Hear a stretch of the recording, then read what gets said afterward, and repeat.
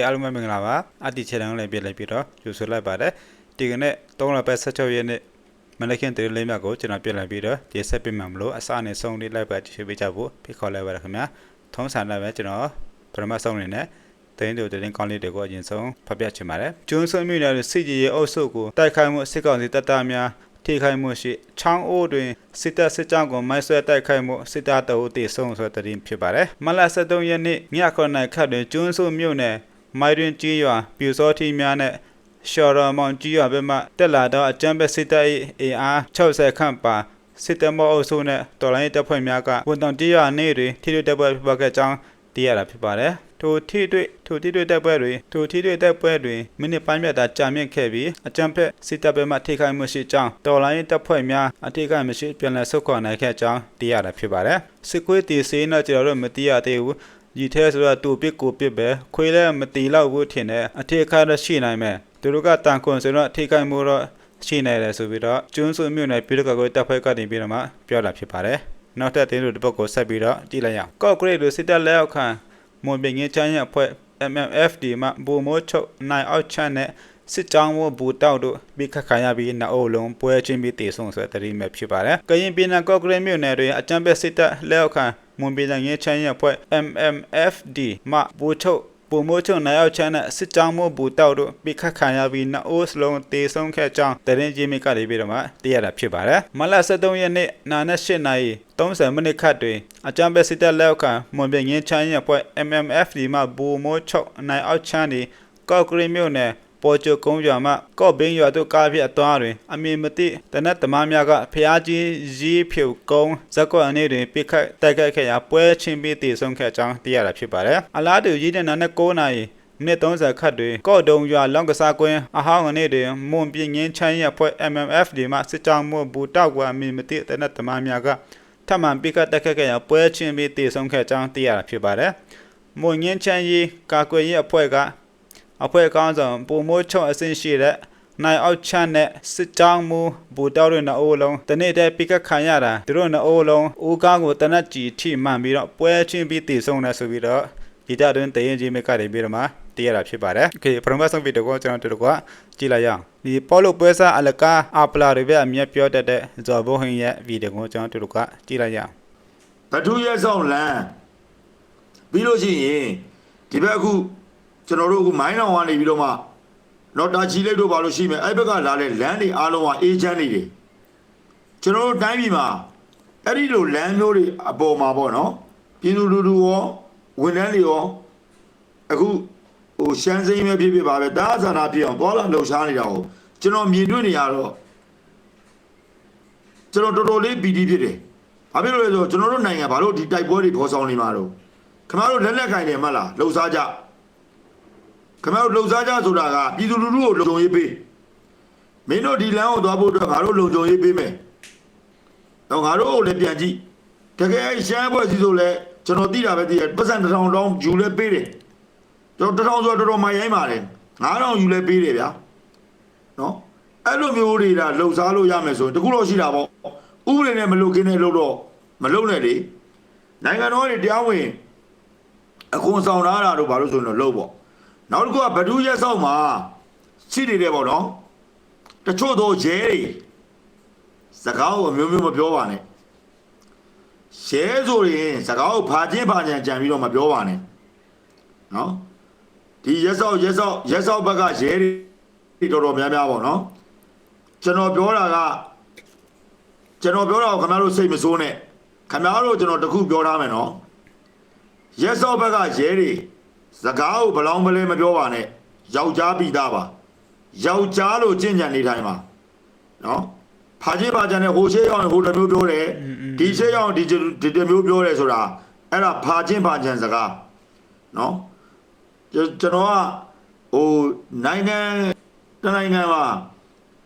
ာကျွန်တော်တို့ဝန်ထမ်းတွေအားလုံးဒီပြည်သူလူထုကိုပြန်ကြည့်ပြီးတော့မှတီတီငယ်ငယ်နဲ့သွားလာမယ်လှုပ်ရှားမယ်ဖြစ်တဲ့အရာကိုဖြစ်ရမယ်ဆိုလို့ရှိရင်တော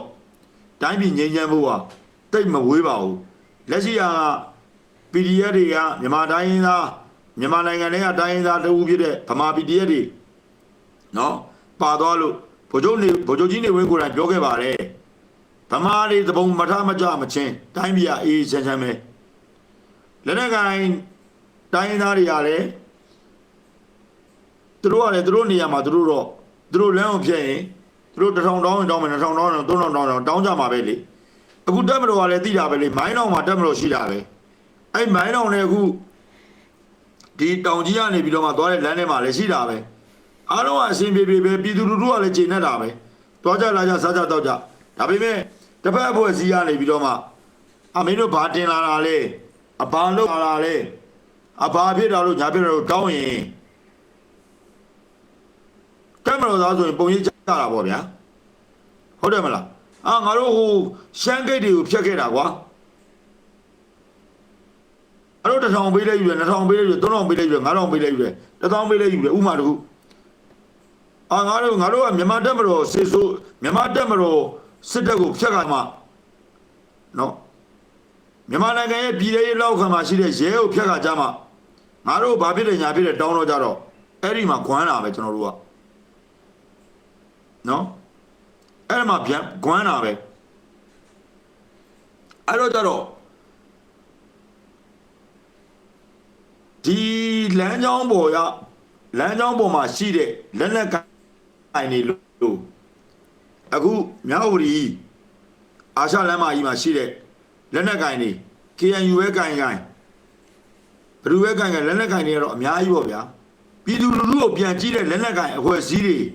ဆိုရင်ဘယ်လောက်ထိစိတ်ချမ်းသာရမလဲအခုကအဲ့လိုမဟုတ်တော့ဘူးအခုက PDF ကလည်းတမျိုးထားကြတောင်းချင်တယ်တောင်းချင်တဲ့လောက်တောင်းမယ်KNU ကလည်းတောင်းချင်တဲ့လောက်တောင်းမယ် KNU လည်းတောင်းချင်တဲ့လောက်တောင်းမယ်အဲ့လိုဆိုရင်ကျွန်တော်နိုင်ပြီကျွန်တော်နိုင်ငံကဘယ်လိုလုပ်ဒီလက်နက်ကိုင်အကြမ်းဖက်တောင်းချင်သူဒီလက်နက်ကိုင်တိုင်းသားတွေဘယ်လိုလုပ်ချုပ်ငိမ့်ပါလဲနောက်ထပ်ပြီးတော့ဒီဘက်ကိုဆက်ပြီးတော့ကြည့်လိုက်ရအောင်ဒီမာလာစစ်တပ်တွေပေါ့နော်ဒီမိုက်လဲဆိုရင်မျက်နှာရှင်းဆိုင်တဲ့ပြီးဖြစ်ရှင်းလို့ရတယ်ဆိုပြီးတော့တဲ့စိန်ခေါ်လိုက်တဲ့လူမြင့်ကျော်ရဲ့ဗီဒီယိုကိုတို့ကကြည့်လိုက်ရအောင်ဒီနေ့တော့လက်ပံလှဘုံကျဲချပါတယ်မတ်တာ14ရက်နေ့ညနေ3နာရီမှာဖက်စစ်တပ်ဟာအချောက်တပ်ဟာလေကြောင်းကနေဘုံကျဲချလို့ပြည်သူလူထုအပြစ်မဲ့ပြည်သူလူ30တေဆုံးရတယ်လို့အကြမ်းမြင်သိတာရပါတယ်လက်ပံလား PDF တွေထိန်းချုပ်ထားတဲ့နေရာဖြစ်ပါတယ်အဲ့ထိန်းချုပ်ထားတဲ့နေရာကိုဈေးတွေလက်ဖေးဆိုင်ပေါ်တွေကို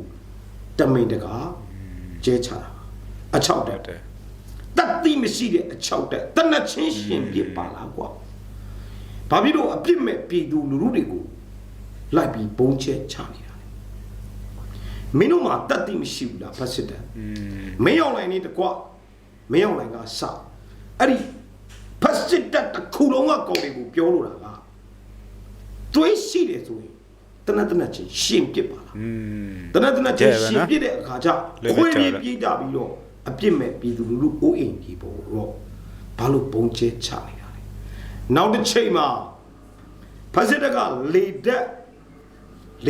တက်လုံးတကောင်မှမကြံဒီတို့ခုံယုံတက်ကိုရအောင်တယ်အဲ့လိုခုံယုံတက်ကိုရအောင်မတင်ခင်မှာဒီအကြောင်းနေလေဘုံကျဲချလို့ပေးတဲ့အကြောင်းတွေပြောရင်အဲ့ငှက်ကင်နှစ်တသမနှစ်တန်းဆိုတဲ့ပတ်စံကြီးကိုအင်မတန်နှမျောမိတာဗျနောက်တစ်ခုကလေတက်တွေကိုတီးကြတိုက်ခိုက်ရေးအထူးလုံရှားတက်တွေဖွဲ့စည်းစေချင်ပါတယ်ဆိုတော့တိုက်တွန်းချက်တွေလည်းကျွန်တော်ပြောထားပြီးသားပစီကြီးအဆရှိတယ်ဗျာဒေတာအနှံ့ကနေရာတွေမှာဖက်စစ်တပ်ဟာမနေ့ကထိနောင်ချိုအုံးတီမှာအစိမ့်ငွေဘုံတွေကျဲချနေတယ်ဒီလေတက်ကိုကြောဖြတ်มาရမယ်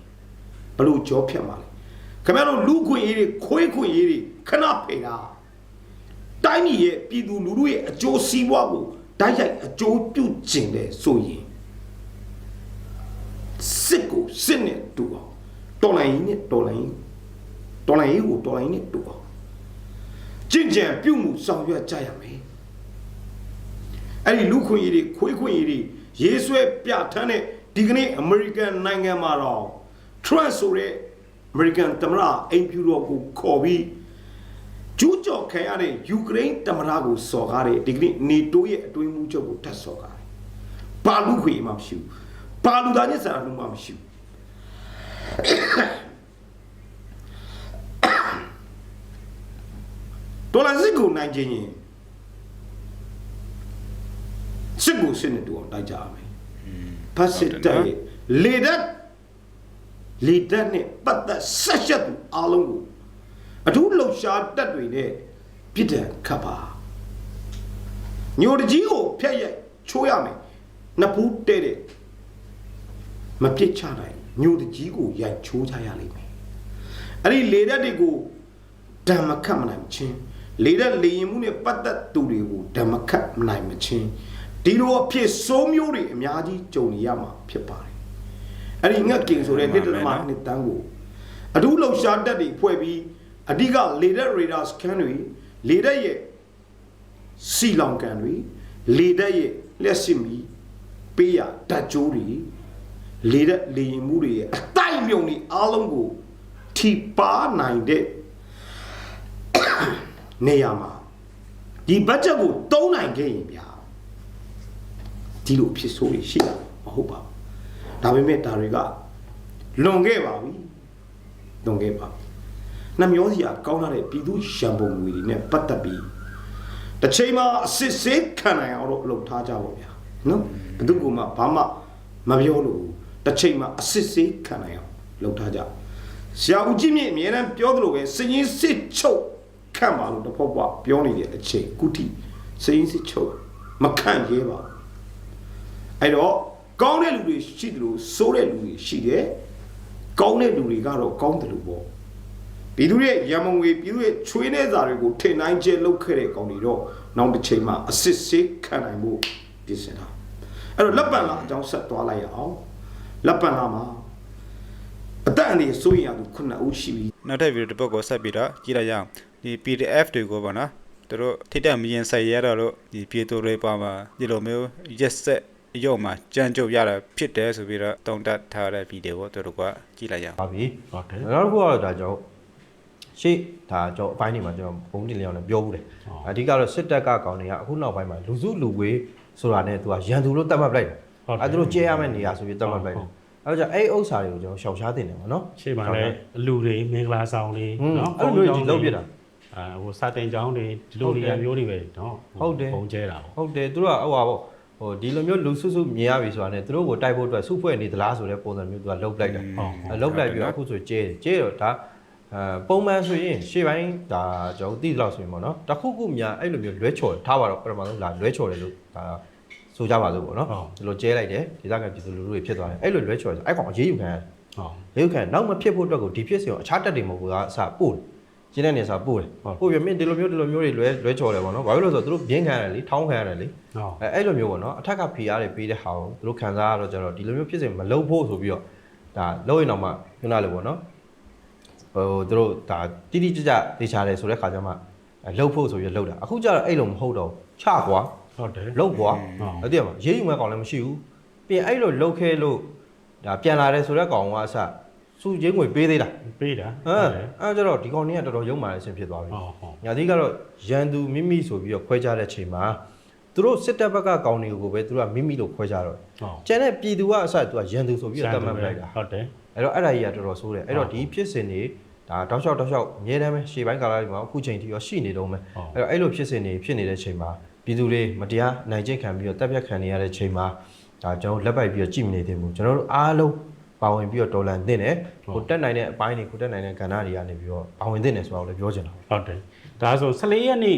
အတွင်းထဲမှာတော့လေကြောင်းတိုက်ခိုက်မှုအများဆုံးပေါ့ဟိုဘယ်နေရာတွေလဲဆိုရင်ကျွန်တော်တို့ခုနကချင်ပြည်နယ်ဗမော်ဟုတ်တယ်ဗမော်ကိုလည်းလေကြောင်းတိုက်ခိုက်မှုတွေလုပ်တယ်ဗမော်လေကြောင်းတိုက်ခိုက်မှုလုပ်တာလည်းဒါတရားဥလေတက်ကပေါ့နော်နောက်တစ်ခုကရှမ်းပြည်နယ်ဖလန်းနောက်ပြီးတော့ကျွန်တော်တို့စကိုင်းတိုင်းဆိုရင်ဒါရှောင်းဦးကိုတော့ကျွန်တော်တို့ဟိုပါပေါ့အနောက်မြောက်တိုင်းစစ်ဌာနချုပ်ကနေပြီးတော့စက်တက်လေဒီပါရာမော်တာနဲ့လေကြောင်းတိုက်ခိုက်မှုလုပ်တယ်နောက်တစ်ခုကမန္တလေးတိုင်းတောင်တာဆိုရင်လည်းဒါမိတ်ထီလာမြေပြင်တက်တင်လေးတဲ့စကန်ဌာနချုပ်ကနေပြီးမှ ဒါစက်တက်လေဒီ2စီးနဲ့ဒါတောင်တာမြို့ပေါ်လေကြောင်းတိုက်ခိုက်မှုလောက်တာတွေ့ရတယ်ပေါ့နော်2014အော် sorry ခုန14ရက်နေ့အတွင်းထဲမှာလေကြောင်းတိုက်ခိုက်မှုအများဆုံးอ่ะဖလန်ပဲ ဟော 14ရက်နေ့မနက်ခင်း2နာရီကနေပြီးတော့ ချင်းပြနေ စပြီးတော့ဒါလေကြောင်းတိုက်ခိုက်မှုလုပ်တာမနက်9နာရီ9နာရီကျော်17နာရီ12နာရီကျော်2နာရီ4နာရီည8နာရီကနေပြီးတော့အခုဒီနေ့15ရက်နေ့မနက်ခင်းအစောအထိကိုဒါဖလန်ကိုလေကြောင်းတိုက်ခိုက်မှုအများဆုံးနေရောညရောတညလုံးကိုကျဲနေတဲ့အတိုင်းတာပေါ့နော်အဲ့ဒါမျိုးသွားတွေ့ရတယ်ကြည့်ရတာတော့ကျွန်တော်တို့ဒီလေကြောင်းဟိုသတင်းပေးတွေကနေပြီးတော့ဒီလိုဟိုပါပေါ့အကြိမ်ရေများခက်စိတ်ဘုံကျဲတိုက်ခိုက်လာပြီဆိုရင်ဒီမျိုးကကြားတော့မယ်လို့ဒါတုံးတတ်ကြတာပေါ့နော် တော့ပေါ့လိုက်တော့ဒါအမှန်ပဲဆရာကြီးဒီကောင်တွေအဲ့တော့အသေးအတန်ဖြစ်နေပြီဟေ့ဆိုရင်အဲ့မျိုးမှာရှိတဲ့ဒီကောင်တွေအခြေအနေမကောင်းလို့ပဲ ဟုတ်တယ် ဘာလို့လဲအခုကသူကနည်းနည်းလောက်တိုက်ပွဲဖြစ်လိုက်ပြီဟေ့ဆိုတာနဲ့လေကြောင်းပြကိုတောင်းဖို့ပဲစဉ်းစားနေတယ်သူတို့မှဘလုံးမှဒါဟိုဒီဘက်တော်လိုင်းတပ်ဖွဲ့တွေကိုရင်ဆိုင်နိုင်တဲ့ဟိုဟာမရှိဘူ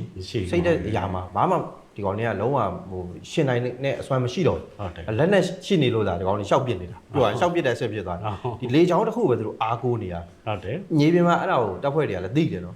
်အေးအကုန်လုံးကလည်းဒေသခံတွေကစပါတော့အဲ့စစ်တပ်ကကောင်တွေကဘာမှဟိုဟာမဖြစ်တော့ဘူးဒီလေချောင်းရှိနေလို့ဒါပေါ့နော်လေချောင်းရှိနေလို့သူတို့အခုလိုမျိုးလှုပ်ရဲနေတာပေါ့နော်အဲ့တော့လေချောင်းပစ်ကိုအခုရက်ထဲမှာတော်လေးကိုများစသားလုတ်တယ်ပေါ့နော်ပြီးတော့ဒါဗမော်ကိစ္စမှာဆိုလဲအဲ့လိုပဲတရက်ထဲနဲ့တနေရာတွေကိုတစ်ချိန်ထဲမှာပဲလေရင်၅စီးလာပြီးကျဲတာမျိုးရှိတယ်အခုဖလန်းဆိုလဲအဲ့လိုမျိုးပေါ့နော်ဒါရှိုင်းခုနပြောလို့ပေါ့နော်တဲအတန်ဖြစ်နေအဲ့တော့အောက်ကအခြေအနေကောင်းတယ်အခြေအနေကောင်းလဲကောင်းတယ်လေ အသေးအတန်လည်းဖြစ်မှာသူကဖလန်ကျတော့လေစိတ်ပါလာ မှန်လား တကယ်တမ်းဆိုရင်အဲဖလန်မှာဘိုးကြီးရမယ်ဆိုရင်ကျွန်တော်လေစိတ်က9ခုဖြစ်သွားပြီရှေ့မှာ4ခုပေါ့နော်ရှေ့မှာခုနတန်တွဲတို့လာရှိုးအန်ဗမော်ဒါလေစိတ်4ခုရထားတယ်ဒါဖလန်မှာပါမယ်ဆိုရင်ကျွန်တော်ကလေစိတ်5ခုဖြစ်လာပြီပေါ့ လက်ဒါလေနေရရင်ဆင်းလို့ရပြီနော်အဲ့ရှင်းဖြစ်သွားပြီဒါအဲ့တိုက်ပွဲမှာဆိုလဲဒါသူတို့ဗလား3ရက်အတွင်းဖလန်းမြို့သိန်းဆိုပြီးတော့ပြောတာနော်ချင်းတပ်ဖွဲ့တွေ3ရက်အတွင်းမှာဒါစစ်တုံးမှန်းဖမ်းမိတာတွေရှိတယ်လက်နက်ခဲကနေသိန်းစီရရှိတာတွေရှိတယ်ပြီးတော့ဒါချင်းမှာဆိုရင်လည်းဒါကဒီစစ်ကောင်စီရှိတဲ့နေရာဆိုလို့ပေါ့နော်ဟာကာထန်တလန်ခိုင်ကန်တီးတင်ဒီနေရာတွေပဲရှိတော့ကျန်တဲ့နေရာတွေကတော်တော်များများကဒါတော်လိုင်းတပ်ဖွဲ့တွေပေါ့နော်အကုန်လုံးစိုးမိုးထားနိုင်တဲ့ထိန်းချုပ်ထားနိုင်တဲ့နေရာတစ်ခုလိုမျိုးဖြစ်သွားပြီပေါ့နော်ပြီးတော့ဖလန်းကရာဇဝင်ရှိရလေဆိုင်တဲ့ကျွန်တော်ပြောဦးတယ်ဟာလားအဲ့ဘေးတို့စစ်သားတွေနဲ့ငါလေနဲ့မလဲနိုင်ဘူးဟုတ်လားဟိုစစ်သား24ယောက်ပါတယ်နော်ခုနကလေရင်နဲ့လာကဲဖို့ပြောတာ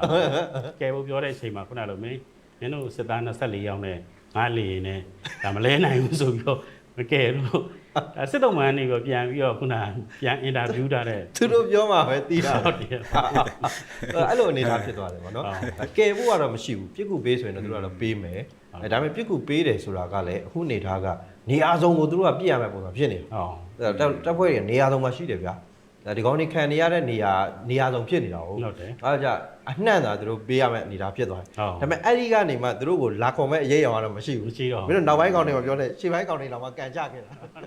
နောက်ဆုံးဗီဒီယိုတစ်ပုတ်နဲ့ဒီပြောင်းလိမ္မာစာအမြဲပြောတတ်တဲ့ဘောမအကျော်စုရဲ့ဗီဒီယိုကိုကျွန်တော်တို့ကကြည့်လိုက်အောင်အားလုံးမင်္ဂလာပါဗျာကျွန်တော်ကျော်စိုးပါဒီနေ့ကတော့ညောင်ကျိုးတိုက်ပွဲအခြေအနေကိုတင်ပြပါမယ်။ပဲခူးတိုင်းဒေသကြီးအုံးချစ်ပင်မြို့နယ်ညောင်ကျိုးကြီးရွာညောင်ကျိုးကြီးရွာအနီးမှာရှိတဲ့တပ်မတော်ရဲ့စခန်း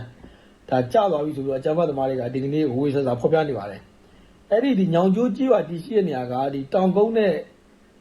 ့ဒီအုံးချစ်ပင်လမ်းပိုင်းမှာတည်ရှိတဲ့ရွာအဲ့ဒီရွာအနီးမှာကျတက်စခန်းပေါ့ဗျာအဲ့ဒီတက်စခန်းကိုဒီစစ်သေးကြွအေးနာပေါင်းပါတယ်ရသွားပြီဆိုပြီးတော့အကြမ်းဖက်မီဒီယာတွေကဒီကနေ့ဝေးဆဆာဖော်ပြနေပါတယ်။အဲ့တော့ဗျာဒီ BBC တို့လည်းဖော်ပြနေတာပါပဲ။အဲ့တော့ BBC ရဲ့ရေးသားမှုကြီးကိုကျွန်တော်ရည်ရွာတယ်။ဒီလူတွေသတင်းမှားရတယ်ဒီလူရေးရတယ်အချက်မရှိရေးရတယ်ပေါ့ဗျာ။အချက်မရှိရေးရတယ်ဆိုတော်တော်လေးတော့ရီချင်းသေးတယ်။အဲသူတို့ကတော့ဗျာဟိုကပြောတယ်ဒီကပြောတယ်ဟိုကပြောတယ်ရေးတယ်ပေါ့ဗျာ။တကယ်မြေပြင်မှာကျွန်တော်ဒီညောင်ကျိုးကြေးရွာအနီးမှာရေးတက်စကန်ကိုအကြမ်းဖက်သမားတွေကလာတိုက်တာဟုတ်တယ်။အကြမ်းဖက်သမားတွေကဒီကျွန်တော်တို့ဒီကာကင်းပေါ့ဗျာဒီညောင်ကျိုးရဲ့ကာကင်းအနည်းကြီးသူတို့လာတိုက်တယ်။ဒီကနေ့တိုက်ပွဲမှာအကြမ်းဖက်သမားတွေအလောင်းအားလုံး18လောင်းကိုတပ်မတော်ကရရှိခဲ့တယ်လက်နက်ခဲရအပါဝင်18လောင်းရတယ်18လောင်းရတယ်တော့ညောင်ကျိုးမှာရှိတဲ့တက်စကန်ကြားရတော့လုံးဝသတင်းမှာပါအဲ့သတင်းမှာကြီးကျွန်တော်တို့ကဗျာခင်ဗျားကလည်းဟုတ်တယ်ဖို့ဘာရှက်စရာလဲခင်ဗျားကလည်းဟုတ်တယ်ပေါ့ဗျာမဟုတ်ဘူးဗျာ တော့အကြမ်းဖက်သမားတွေကတော့ခင်ဗျာအကြမ်းဖက်မီဒီယာတွေပေါ့ဗျာအကြမ်းဖက်စစ်သွေးကြောမီဒီယာညောင်ကျိုးစကန်ချသွားပြီးဟိုအားကြတယ်ဒီအားကြတယ်ပေါ့ဗျာခဲရနေဘယ်လောက်ရစသဖြင့်သူတို့ဖော်ပြနေတာသတင်းမှာပါကျွန်တော်တို့ဗျာခင်ဗျာလည်းဒီရုပ်ကြီးဖော်ပြီးတော့ခင်ဗျာ နော်ပြောင်းလေပြောင်းစား ဟိုတက်တိရှိချဟုတ် ပြောနေတာလကားလျှော့ပြောနေတာအတိကောင် ကျွန်တော်ကိုယ်သတင်းကိုတောင်းနေလို့ဟုတ်တယ်မဟုတ်ပြောတာဗျာညောင်ကျိုးကြောမှကျတက်စကန်ချတော့သတင်းမှာဖြစ်တယ်အဲ့တော့ဒီကနေ့ညနေပိုင်းမှာတက်ခိုက်ရိုင်းနှစ်စီးရယ်ဖိုက်ယာတစ်စီးရယ်3စီးစုပေါင်း3စီးကဒီနတ်စင်ကိုရအနောက်တောင်ဖြစ်မယ်အဲ့မှာရှိတဲ့ဒီစစ်သွေးကြွတဲ့စကန်ကိုတက်ကဘုံသွားကျဲလိုက်တယ်အဲ့တော့ဘယ်လောက်သေးလဲမသိတော့ကျွန်တော်မသိဘူး3စီးနဲ့တော့ကျဲတော့ကျွန်တော်သိတယ်တိုက်ပွဲတွေကတော့ကျွန်တော်တို့အဲ့မှာဆက်ရှိနေတယ်ဒီညောင်ကျိုးစကန်ကိုအကြမ်းဖက်သမားတွေအင်အား1900ပတ်လေအသုံးပြုပြီးတိုက်နေတာဖြစ်တယ်အင်အား1900ပတ်လေအဲ့တော့လက်ရှိကတော့အဲ့ area မှာတိုက်ပွဲတွေကဆက်ပြီးပြင်းထန်မဲ့နေတာရှိတယ်။ဘာကြောင့်လဲဆိုတော့ဒီဘက်ကကျွန်တော်တို့ဒါအုံးချစ်ပင်တကြောပေါ့ဗျာ။အဲ့ဒီတကြောကဒါနိုင်ငံတော်အတွက်အရေးကြီးတဲ့စက်ရုံတွေရှိနေရပါဗျာ။စက်ရုံ Okay ဒီမနေ့ဗီဒီယိုတွေကတော့လောက်လည်းပဲဖြစ်ပါတယ်ကျေးဇူးပေးကြတဲ့မြမဗီဒီယိုရောက်ချင်းစေတိုင်းကျေးဇူးတင်ပါတယ်စေချမ်းသာချင်းကိုယ်ချမ်းသာချင်းနဲ့ပြည့်စုံကြပါစေလို့ဆုမွန်ကောင်းတောင်းပြီးရတဲ့ဒီဗီဒီယိုကိုအဆုံးသတ်လိုက်ပါရခင်ဗျာနောက်ဗီဒီယိုမှာပြန်လည်ပြီးတော့ဆုံကြမယ်